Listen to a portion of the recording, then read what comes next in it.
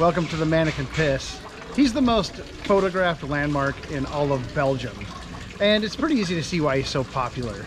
He's less than 2 feet tall, but he's been sitting here peeing in this basin for over 400 years. Built in 1620, there's a couple of stories about how he came about.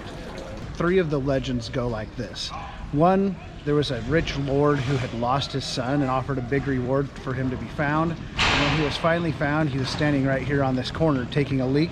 So the lord had a statue erected in his honor. The second story is that there was a battle of the people that lived here 400 years ago, and they put the little boy in a basket and hung him in a tree. And when the enemy soldiers were under the tree, he just started peeing and raining pee on them, and it affected their performance or something. The third story is that there were invaders coming into the town to try to burn the town down, and they had bombs set up, and they brought a little candle with a flame on it, and they were going to go light the bombs, and the little boy peed on the wick and put them out. These stories are pretty silly. I think I know the real story though. The real story is some artist just thought it would be funny to make a statue of a little boy peeing, because it is funny, and he knew somebody in the city that let him put it up, and then it just caught on. And that's the story that I'm going to go with. I made it up myself, but I think it's the real story. I just think he's a funny little statue. If you don't think he's funny, we probably can't be friends. Now, the Manneken Pis is not always naked like he is today. He spends about half of his time clothed. He has over 1,000 costumes in his wardrobe, and there's a museum nearby where you can check out all of the costumes that he wears. They post a schedule so you can see in advance what costumes he'll be wearing on different days.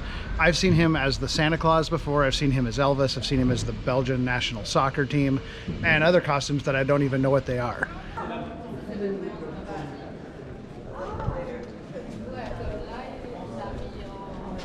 This is the garde-robe Manneken Pis, the museum where several of our little friends' costumes are on display. I'm fascinated by all the costumes, and I learned that you can actually submit your own costume for consideration to be added to his official wardrobe. You have to follow the official pattern that you can get online, and it has to be significant enough that the Board of Regents deems it worthy to be added to the collection and worn by the Manneken Pis himself.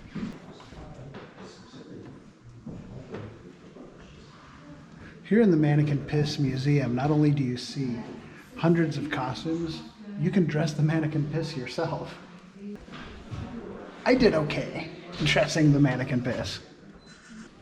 This is a replica of the original costume, the first costume that the Manneken Pis ever had, which was a gift to him by King Louis XV of France back in 1747. Looking pretty royal. Once a year there's a fraternity who dresses up in black robes and ribbons, and they come up from this street here toward the Manneken Pis drinking beer. And when they get here, they hook a keg of beer up to the back of him. Oh, and at this time he's wearing their costume too. He's got the same robes and ribbons that they're wearing, but they hook a keg up to him and they all come up and fill their beer up. You can find videos of this online, and they all drink beer right out of his wiener. Now, I'm sorry to tell you that this isn't even really the real Manneken Pis back here. The real Manneken Pis is in a museum a few blocks down the street. The Manneken Pis that was built in 1620 has been stolen many times. And the last time it was stolen in the 1960s, they found it in the bottom of a canal. And at that point they decided they're not going to risk his life anymore. So they created this replica, and this fake imposter Manneken Pis has been up here since 1965. But let's go check out and see the real one.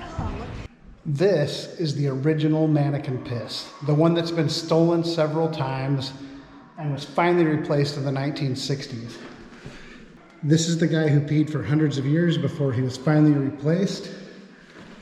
And you can see, I don't know if you can see or not, but right down there it says the year 1620 next to his foot. You can also see a crack on his leg because he's been broken in several pieces before and put back together.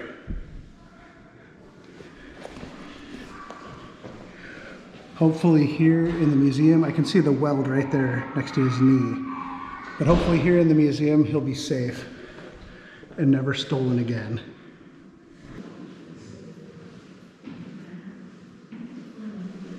There's souvenir shops everywhere around here, completely full of Manneken Pis memorabilia. Little statues, posters. You can buy your own life-size Manneken Pis and even Manneken Pisses that are bigger than this tiny little guy here.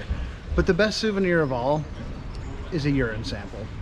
I'll show you how to get your own.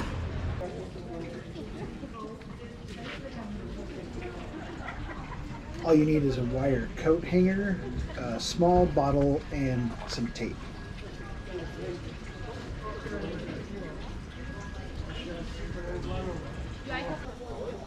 I got a urine sample using this method the last time I was here, almost 25 years ago, and I'll do it again today.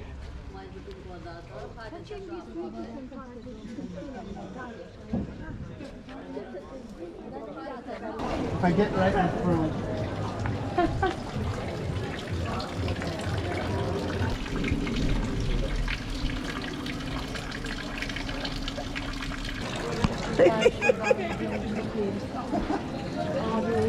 Oh, sorry.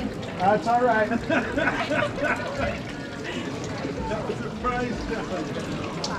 I got some. Okay. That's the best souvenir ever. I'm not buying any of these little statues. I'm buying this. Ready, get ready. Okay. And there is your real sample from the Manneken Pis. Now, you can take it home and you can have an awesome souvenir, or you could go for the superpower. If legend has it, if you drink the Manneken Pis, it gives you superpowers. And I think I'd rather have superpowers than a super souvenir.